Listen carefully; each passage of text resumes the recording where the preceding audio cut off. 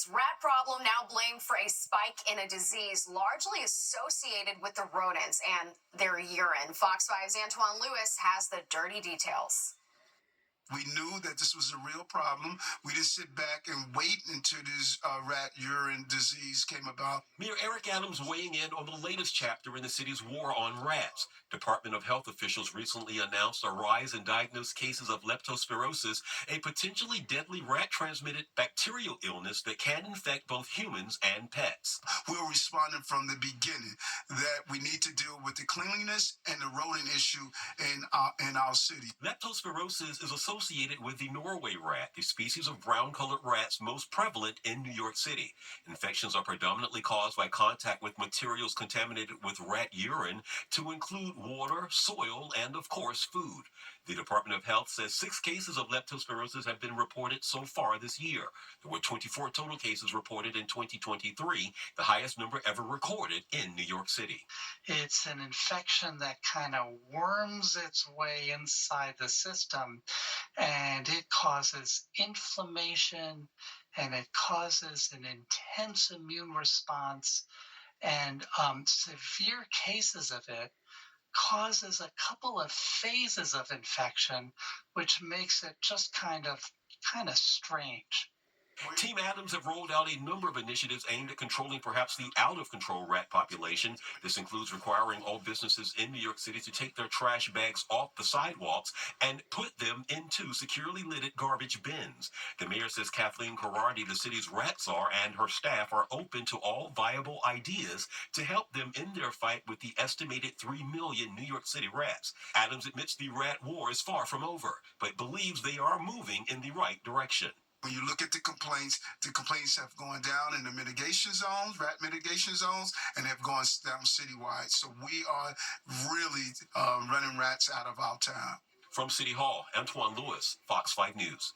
The City Council held a hearing today over helicopter noise complaints across the city. The resolution calls on the state and the FAA to ban all non-essential helicopter travel, including tourist and chartered helicopter flights over New York City. The state legislature is being asked to amend the Hudson River Park Trust Act by banning non-essential use of its heliport and establish a noise tax on non-essential helicopters and seaplane flights.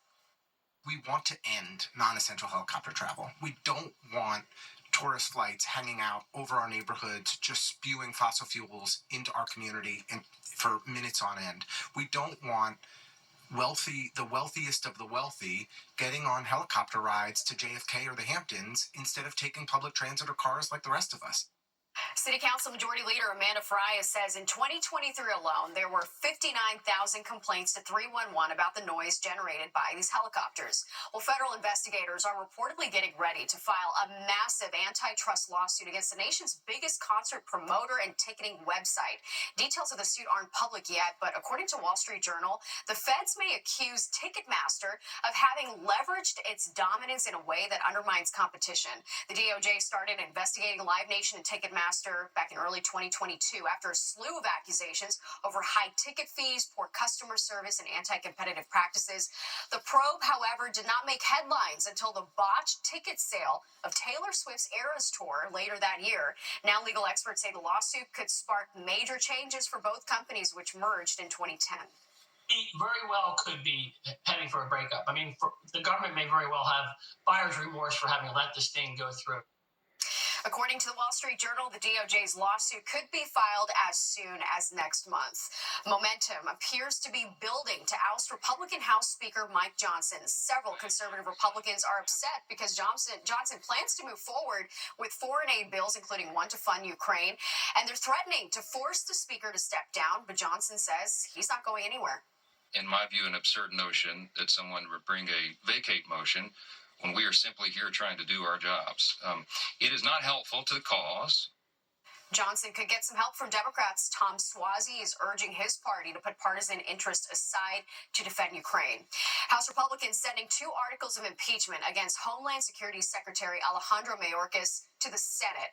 They're demanding a trial over his handling of the border crisis. And while the Senate is obligated to hold a trial, Democrats who control the Senate are expected to dismiss or table the charges. Impeachment should never be used to settle a policy disagreement. That would set a horrible precedent for the Congress. The stakes of this impeachment are not some technical violation of law, but rather an enormous and growing threat. Secretary Mayorkas defended his department's work at a routine budget hearing on Capitol Hill. His impeachment trial could begin with senators being sworn in as early as tomorrow. Now to the waiting game in the Middle East, where Israel has